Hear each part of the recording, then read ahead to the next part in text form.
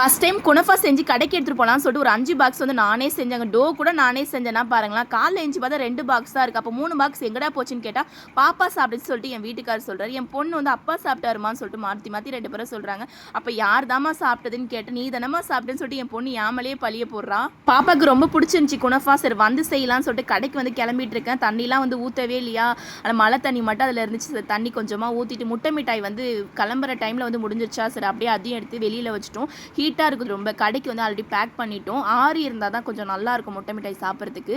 பாப்பா வந்து குனஃபா சாப்பிட்டு எப்படி தூங்குறா பாருங்க. நைட்டு வந்து அவங்க அப்பாவும் அவ்வளோ போட்டி போட்டு சாப்பிட்டாங்க. நம்ம டெய்லியும் கடை போடுறோம் இல்லையா, டெய்லியும் நான் போக மாட்டேன். ஏன்னா காலையில் வந்து அதில் லக்கேஜ் அந்த பெஞ்சு சேர்லாம் இருக்கும், குடலாம் இருக்கும் இல்லையா, வண்டியிலே வச்சு எடுத்துகிட்டு போது ரொம்ப சிரமமாக இருக்கும். ஏன்னா வீட்டு வரைக்கும் எடுத்துகிட்டு வந்துட்டு மறுபடியும் எடுத்துகிட்டு போகணும், வண்டிலாம் போவோம் இல்லையா, அதனால் நானும் பாப்பா போக மாட்டோம். இன்றைக்கி மட்டும் வந்து சரி போயிட்டு வந்துடலாம் சொல்லிட்டு டீ கேக்லாம் வந்து எடுத்துக்கிட்டேன். காம்ப்ளிமெண்ட்டாக கொடுக்க போகிறேன். நிறைய பேர் காலையிலே வந்திருந்தாங்க. காலைல கொஞ்சம் நட்ஸ்லாம் வந்து கேட்டிருந்தாலும் நட்ஸில் வெறும் பிஸ்தா மட்டும் தான் சாப்பிட, வேறு எதுவுமே சாப்பிட மாட்டா. அதையும் புதுசாக சாப்பிட்டுட்டு இருக்கா.